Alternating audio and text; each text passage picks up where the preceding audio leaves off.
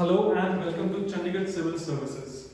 This is Vivek Agarwal and we would be starting with a polity topic, that is the Epidemic Disease Act 1897.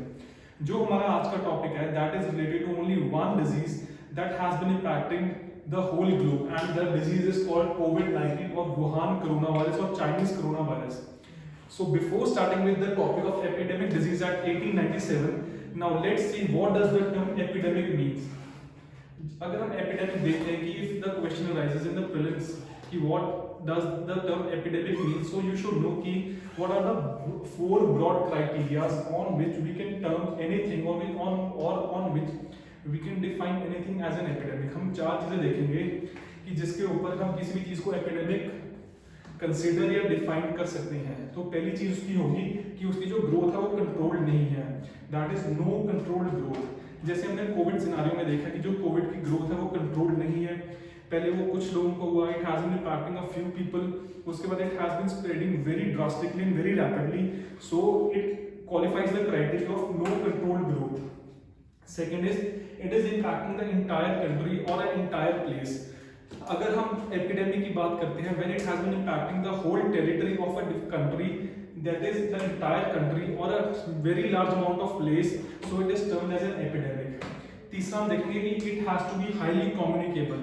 highly communicable से हमारा मतलब है कि it has been spreading at a very fast rate और लोगों को ये होता जा रहा है, एक लोग से एक बंदे से दूसरे, एक ह्यूमन से दूसरे ह्यूमन को ट्रांसमिट होता जा रहा है बहुत इजीली.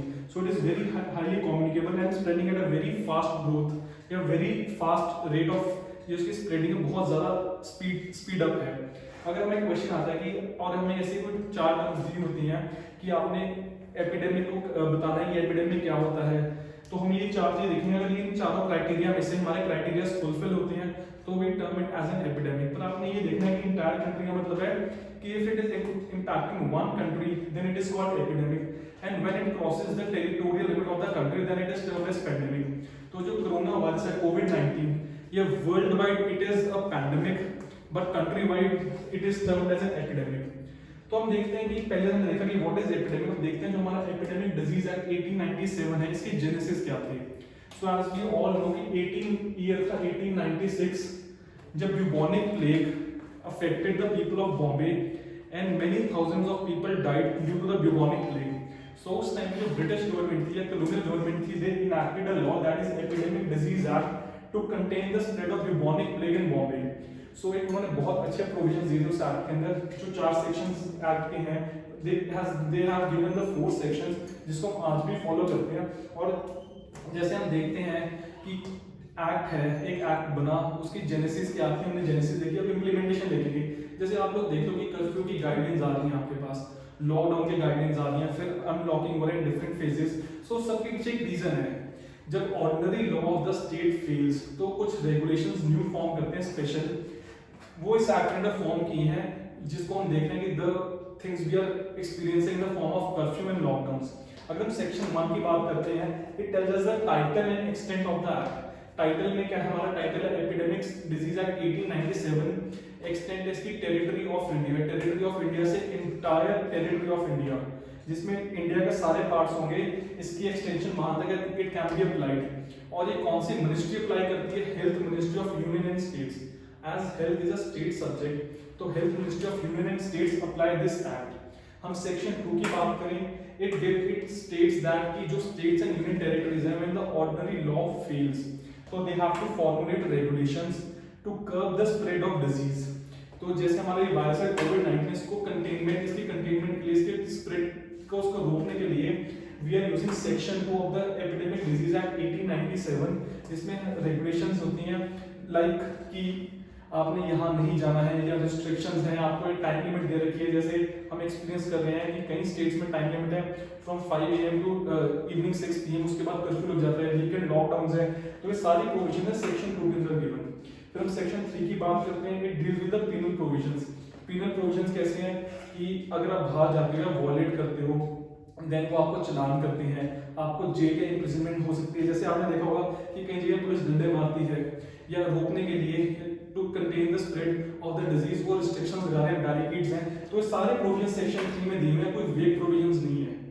अगर हम सेक्शन 4 की बात करते हैं तो इसमें लीगल प्रोटेक्शन दी है। लीगल प्रोटेक्शन में देखते हैं हम किसको दिया है। लीगल प्रोटेक्शन दिया जो ऑफिसर ऑन ड्यूटी है।